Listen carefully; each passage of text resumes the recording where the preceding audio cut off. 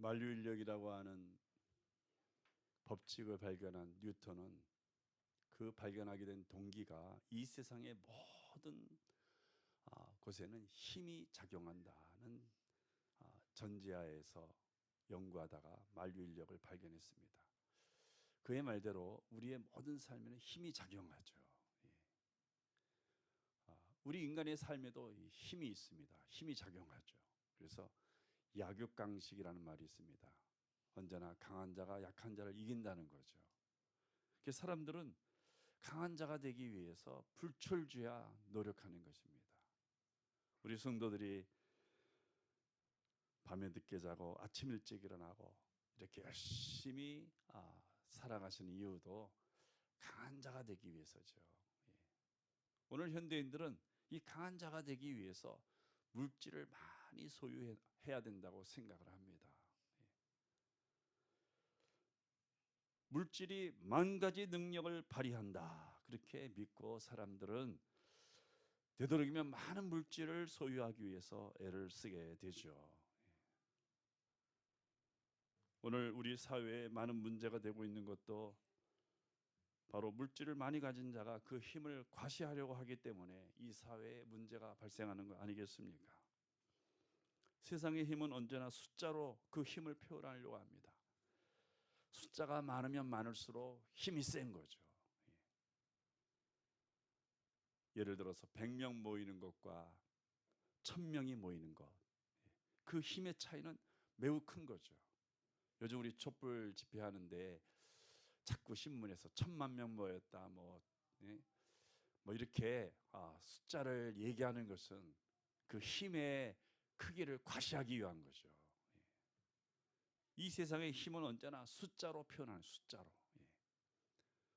저희 교회는 주보의 숫자를 없앴습니다만은 주보의 숫자를 표시하는 것도 힘을 과시하기 위해서, 우리 교회가 이만큼 힘이 있다, 그렇게 과시하기 위해서 숫자를 표현하는 거죠. 뒤늦게 깨달은 교회들이 이제 주보의 숫자를 다 없애가고 있죠. 숫자는 힘을 표시하는 것입니다. 우리가 직장에서 일을 할 때도 마찬가지죠. 월급 명세서가 나오잖아요. 그래서 그 월급 명세서의 숫자에 따라 그 사람의 신분이 달라지는 거죠.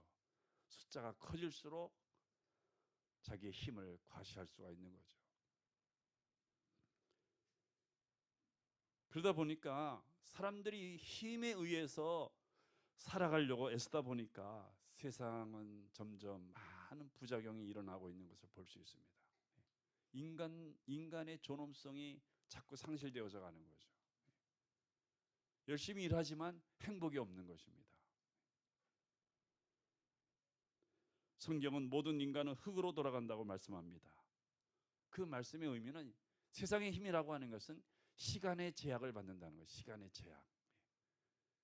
인간이 물질을 많이 모은다 할지라도 그것은 시간적 제약을 받아요.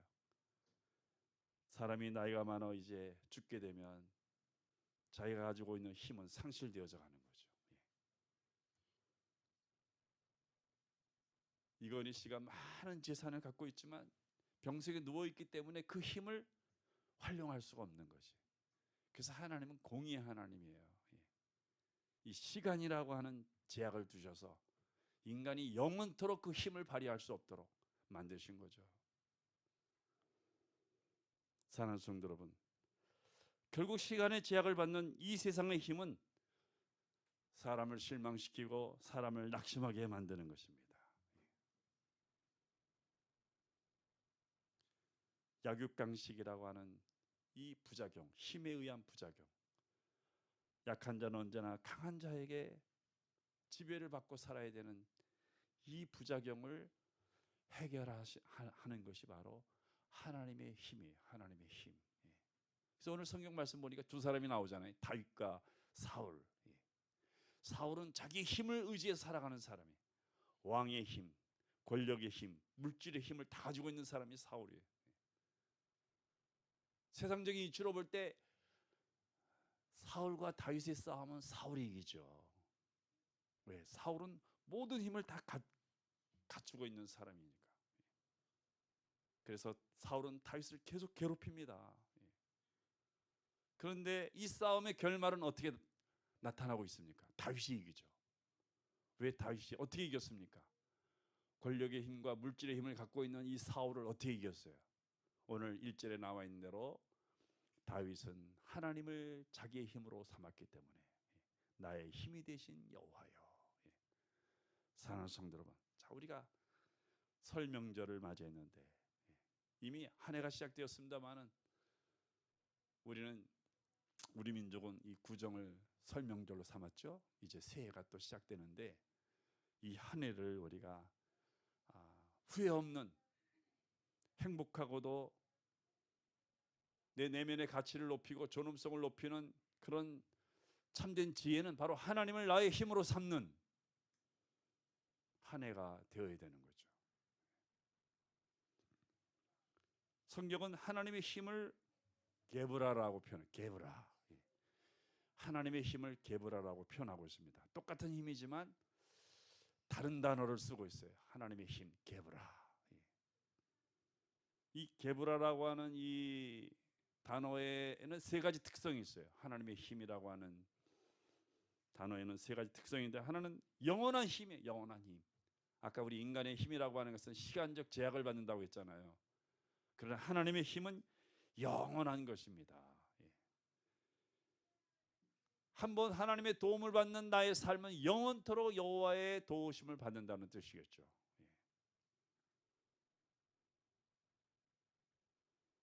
두 번째, 하나님의 힘의 특성은 불가능한 것이 없는 힘이죠.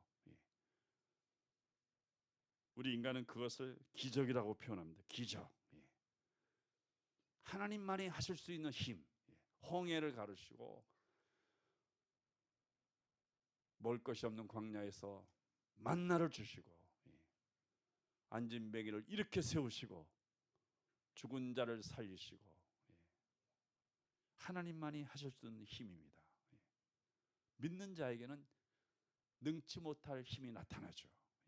하나님을 자기의 힘으로 삼는 사람에게는 자기 안에 있는 간절한 기대와 소망을 확실하게 이룰 수 있는 힘이 생기게 되는 것입니다.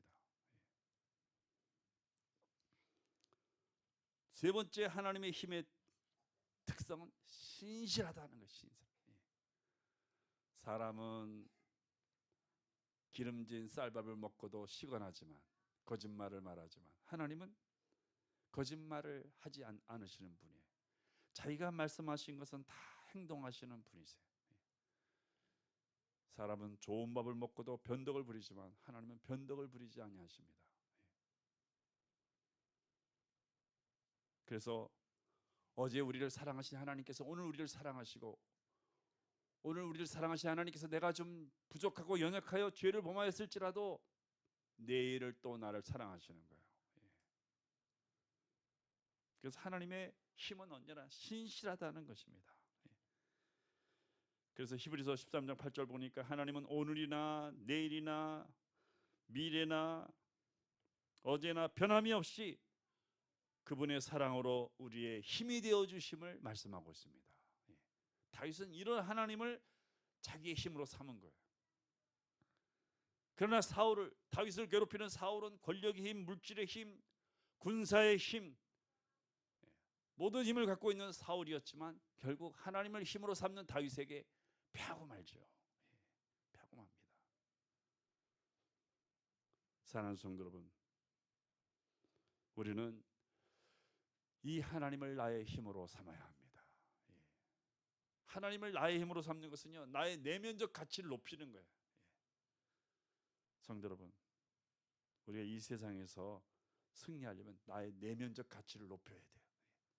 자기의 가치를 자기가 높여야 돼요. 누가 높여주질 않습니다. 나 스스로 높여야 돼요. 그래서 오늘 말씀을 통해서 하나님을 나의 힘으로 삼아서 나의 내면적 가치를 높이기 위해서 우리가 말씀을 통하여 몇 가지 지혜를 함께 나누고자 하는 것입니다. 첫째는요, 우리가 모든 일에 신앙적인 사람이 되어야 돼요. 신앙적인 사람. 모든 일에 신앙적인 사람이 되어야 합니다. 이 신앙적이라는 말은요, 쉽게 얘기하면 변명하지 않는 거예요. 변명하지 않는 거. 쉽게 얘기하면 예배 드립시다. 아, 나 오늘 바쁜데요.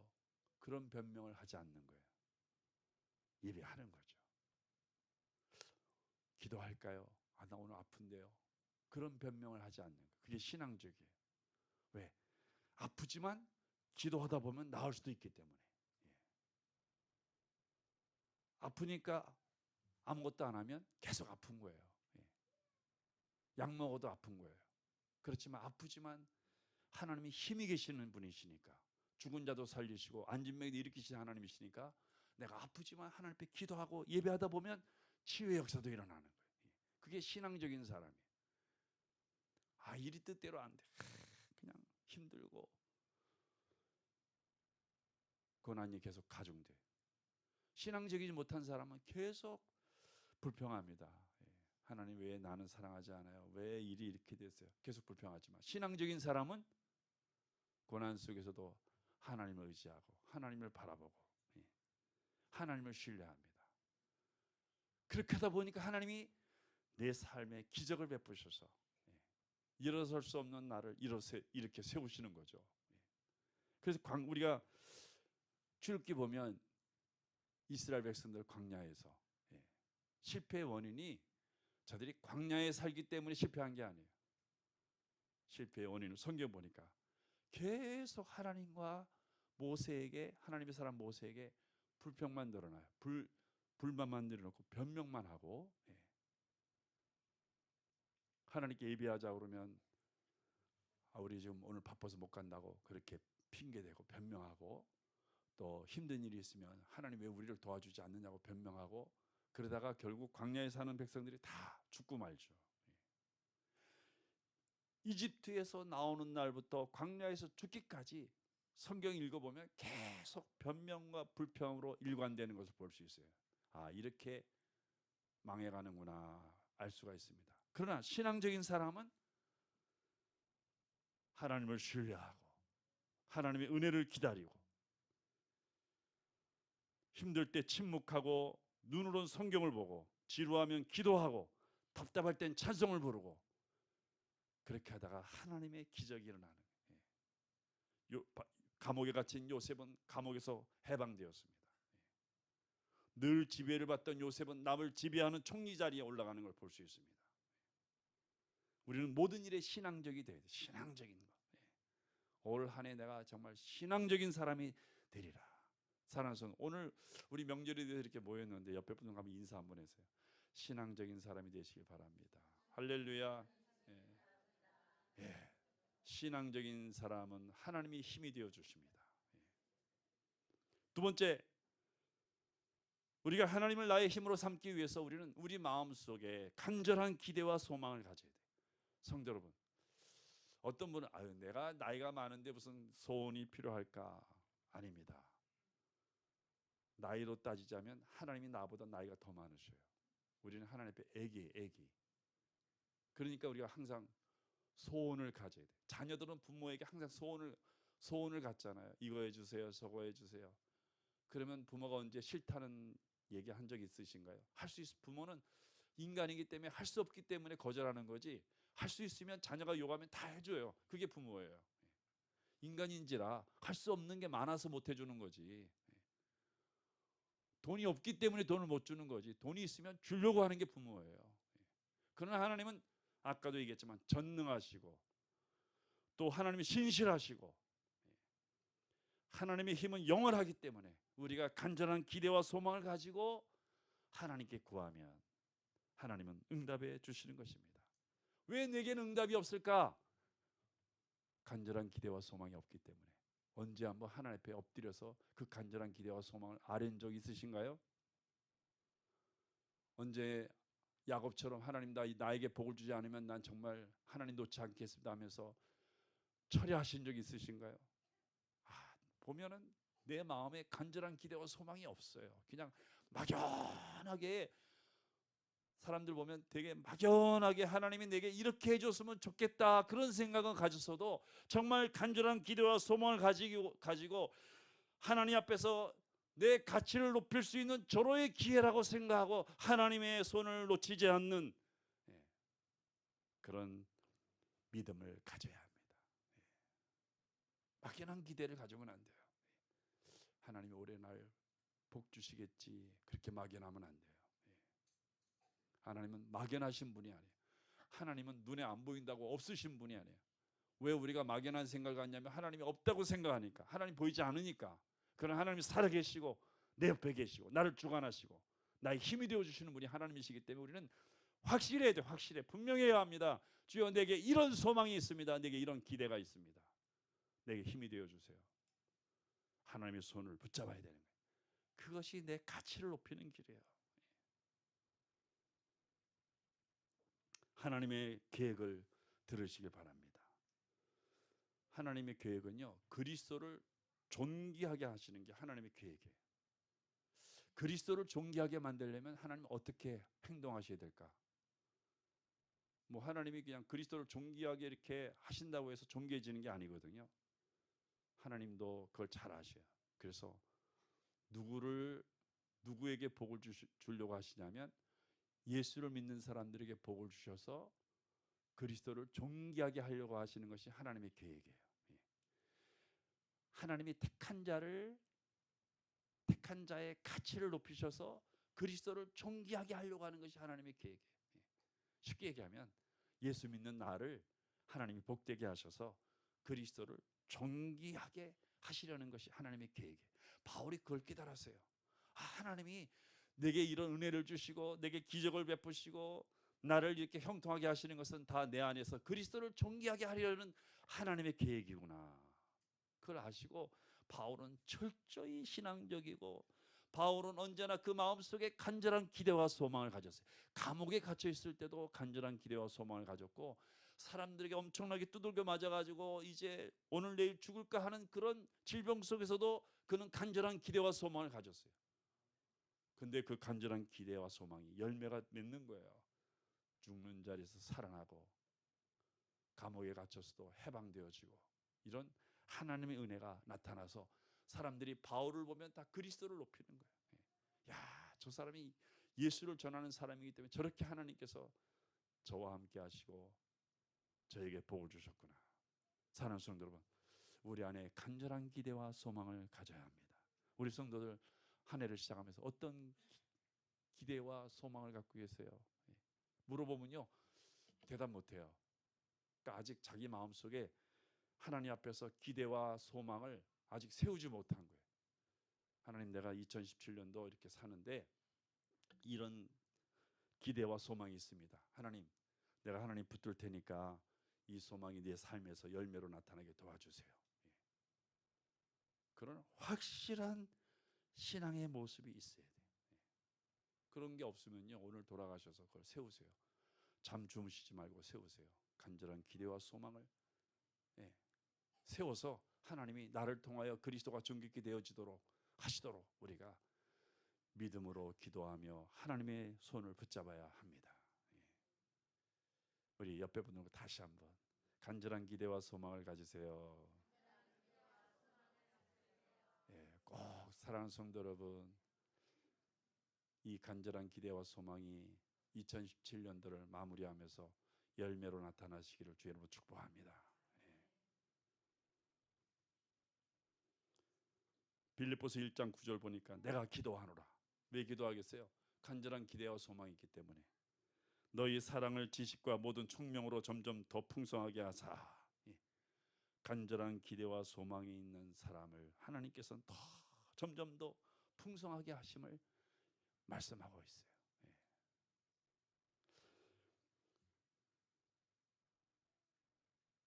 사랑하는 성도 여러분, 하나님을 나의 힘으로 삼는 사람은 끝으로 하나님의 마음에 합한 사람이 되어야 합니다.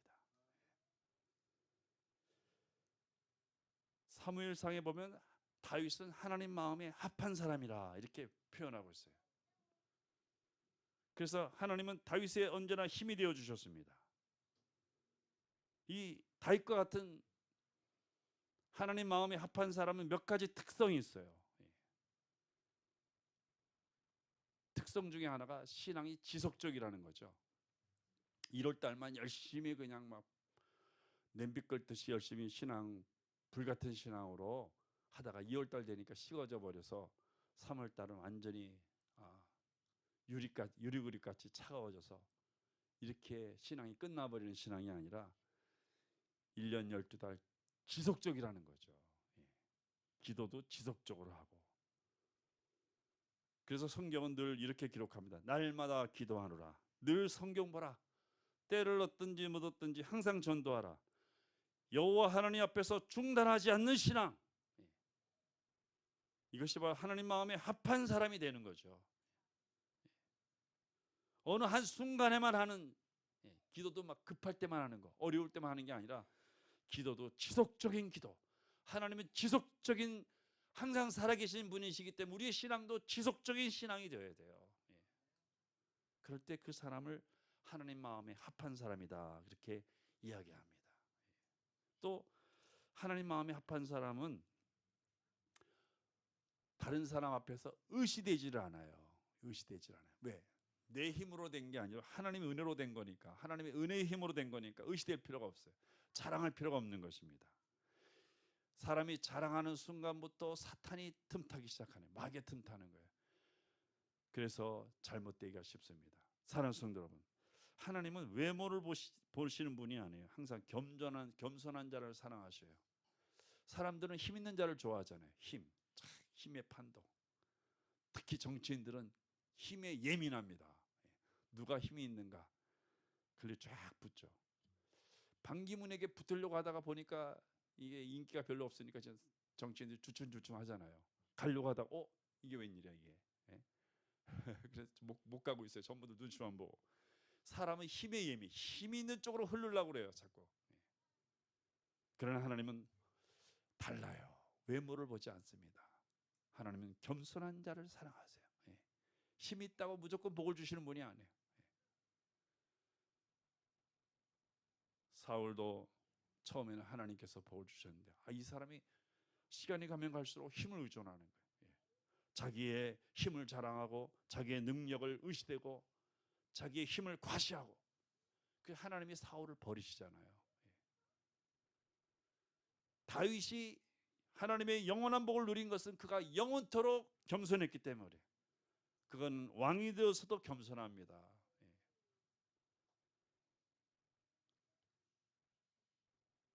하나님이 가장 싫어하는 사람은요, 과거를 자랑하는 사람. 과거를. 현재는 이미 식어 있어요. 신앙이 유리같이 식어 있는데 사람 만나면 내가 그래도 과거에는 성경은 12번 읽었다. 내가 그래도 과거에는 새벽기도 한 번도 빠지지 않고 나갔다. 이 과거를 이야기하는 사람 하나님이 가장 싫어하세요. 과거의 일은 과거에 이미 하나님이 다 은혜를 주신 거예요. 그럼 현재는 어떻게 살아가실래요? 현재 하나님의 은혜를 공급받아 살아야 되는데, 사랑하는 성도 여러분, 하나님은 겸손한 자를 사랑하십니다. 하나님, 나는 오늘도 연약합니다. 나는 오늘도 여호와의 힘이 없으면 나는 끝나버리는 사람입니다. 오늘도 내게 힘을 주세요. 나의 손을 붙잡아 주세요. 나는 하나님 없으면 안 됩니다. 겸손한 사람을 하나님은 내 마음에 합한 자라, 그렇게 말씀하시는 것입니다. 또 하나님 마음에 합한 사람의 특성은 영적인 호기심이 많아요. 영적인 호기심이 많습니다. 사랑하는 성도 여러분, 우리 자녀를 바라볼 때 우리 어린아이들 있잖아요. 이쁘다, 이쁘죠. 아유, 참 그놈 귀엽다. 그 정도로 끝나는 사람은 자기 자녀를 사랑하지 않는 사람이에요. 정말 자기 자녀를 사랑하는 사람은 하나님이 이 자녀에게, 내 아기에게, 내 손자에게 어느 정도로 복을 주실까? 어떤 복을 주실까? 영적 호기심이 있어야 돼요. 그런 호기심이 있어야 그나마 붙들고 기도해. 하나님, 나는 이 자녀에게 하나님이 이런 복을 주실 것 같은데 하나님 꼭 이루어지게 해주세요. 그러나 호기심이 없는 사람, 지가 알아서 잘하겠지, 지가 알아서 공부하겠지, 관심이 있는 것 같지만 관심이 없어요. 하나님이 저 자녀에게 어떤 복을 주실지 전혀 관심이 없어요. 기도 한마디도 안 하는 거예요. 관심이 없으니까. 그런 사람은 하나님 마음에 합한 사람이 아니에요. 하나님 마음에 합한 사람은 영적 호기심이 많아요. 하나님이 올 한 해 내게 어떤 은혜를 주실까? 내 기업에 하나님께서 얼마만큼 복을 주실까? 하나님이 큰 은혜를 주시도록 정말 매달려 기도하고 기대하기 때문에 기도하는 거예요. 하나님의 품성을 알기 때문에 하나님께 매달리는 거예요. 우리는 영적 호기심이 많아야 합니다. 우리 가정에 대해서, 우리 기업에 대해서, 내가 하는 일에 대해서, 내가 꿈꾸는 일에 대해서 하나님이 역사하실 그 능력에 대해 호기심을 가지고 하나님을 의지해 나가야 합니다. 그게 하나님 마음에 합한 사람이에요. 끝으로 하나님 마음에 합한 사람은 자기 노력한 만큼 하나님께 인정받으려고 하는 사람이, 어떻게 보면 합리적인 사람이지만 하나님은 그런 사람을 싫어하세요. 예수님의 비유 가운데 보면 포도원 비유가 나왔는데, 아침 6시에 들어온 사람과 1시간 남겨 5시에 6시에 포도원이 이제 폐장하는데 5시에 들어와서 1시간 일한 사람, 1시간 일한 사람에게 한 달란트 주자 새벽같이 6시에 들어온 사람은 당연히 내가 저 사람보다는 한 8배는 내가 열심히 일했으니까 적어도 뭐 주인께서 내게 한 달란트, 1시간이라고 한 달란트 받은 사람보다는 한 4배 이상은 주지 않을까, 그런 기대감을 갖죠. 내가 노력한 만큼 받으려고 하는 거예요. 근데 주인은 그 사람이 노력한 만큼 주려고 하는 것이 아니라 약속한 대로 주려고. 약속 6시에 들어온 사람과 주인은 어떤 약속을 했어요? 네가 오늘 들어와서 하루 종일 일하면 한 달란트를 주마. 한 달란트가 그 당시 하루 일할 때의 정당한 노동의 대가예요. 그래서 주인은 약속한 대로 주려고 하는데 6시에 들어온 사람, 새벽같이 들어온 사람은 자기가 일한 만큼 받으려고 하잖아요. 그래서 만약 자기가 주인에게 더 받으려면 자기의 노력한 만큼 받으려고 하는 생각을 가질 것이 아니라 주인과의 약속을 변경해야죠. 약속을. 처음 들어올 때의 약속을 한 달란트로 할 것이 아니라 10달란트로 약속을 하는 거죠. 하나님, 나와의 약속하시죠. 한 달란트가 아니라 10달란트를 주세요. 하나님은 사랑이 많으셔서 약속을 변경하시는 거예요. 사람이 노력했을 때 내 노력한 만큼 하나님 앞에 얼마만큼 복을 받을 수 있을까요? 하나님은 내 노력 이상으로 주시려고 하는데 나는 노력한 만큼만 받으려고 하는. 사랑하는 성도, 우리는 내가 노력한 만큼 하나님께 받으려고 하는 그런 비신앙적인 태도가 아니라 하나님의 은혜에 의존하는 사람이 되어야 돼요. 왜 노력한 만큼이 비신앙적일까? 세상에서는 합리적이잖아요. 어떤 사람 굉장히 합리적이야. 내가 노력한 만큼만 주세요. 난 더 필요 없어요. 그러면 굉장히 옳은 것 같고 합리적인 것 같고 논리적인 것 같아요.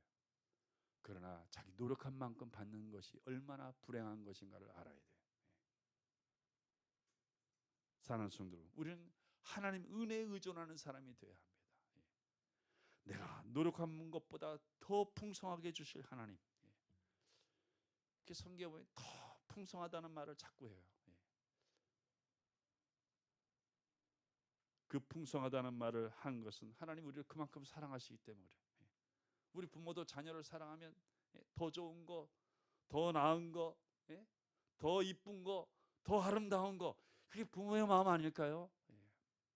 할 수만 있으면, 부모가 능력만 있으면 정말 더 좋은 거, 더 정말 아낌없이 다 하려고 하는 부모의 마음인데, 하나님도 우리를 사랑하시기 때문에 내가 노력한 것만 해주세요 하면 하나님 마음을 아프게 하는 거예요. 야, 너는 나를 뭘로 보고 이렇게 그렇게 노력한 것만큼만 달라고 그러냐. 정말 하나님은 은혜가 풍성하신 분이에요. 풍성하게 주기를 원하세요. 내가 잘 되기를 원하시는 거예요. 내가 행복하기를 원하시는 거예요. 그래, 풍성한 걸 주시려고 하는 거예요. 풍성한 걸 주시려는데 난 자꾸 하나님 마음도 모르면서 노력한 만큼만 달라고. 사랑하는 성도 여러분, 하나님께서는 나의 노력을 보고 주시는 것이 아니라 예수 안에 있는 나를 위해서 모든 것을 이루어 주시는 하나님의 사랑이심을 우리가 알아야 합니다. 성도 여러분, 오늘 시편 18편, 여호와는 나의 힘이시다. 올 한 해를 살아가는 우리들에게 얼마나 중요한 말씀인지 몰라요. 하나님을 자기의 힘으로 삼는 사람은 복이 있다. 하나님을 자기의 힘으로 삼는 사람은 자기의 가치를 높이는 사람이에요. 세상은 나를 높여주질 않습니다. 오히려 세상은 나를 매장시키려고 하죠. 경쟁사회이기 때문에. 그래서 어떤 분은 그런 얘기해요. 남의 불행이 곧 나의 행복이다. 그러는 분들이 있어요. 그게 세상의 생각이죠. 그래서 우리가 세상은 나의 가치를 높여주질 않아요. 나를 불행하게 만드는 거죠. 그럼 나의 가치는 내가 스스로 높여야 되는 거예요. 어떻게? 하나님을 나의 힘으로 삼아서. 오늘 말씀을 듣는 것을 영비에 새겨서 하나님을 나의 힘으로 삼기 위해서 신앙적인 사람, 또 하나님 마음에 합한 사람, 하나님 마음에 합한 사람이 되기 위해서 우리가 지속적인 신앙으로 또 우리가 하나님을 신뢰하면서 또 내 안에 간절한 기대와 소망을 가지고 나아가는 그런 믿음의 사람이 되셔서 하나님의 풍성함을 누리시기를 주의 이름으로 축복합니다.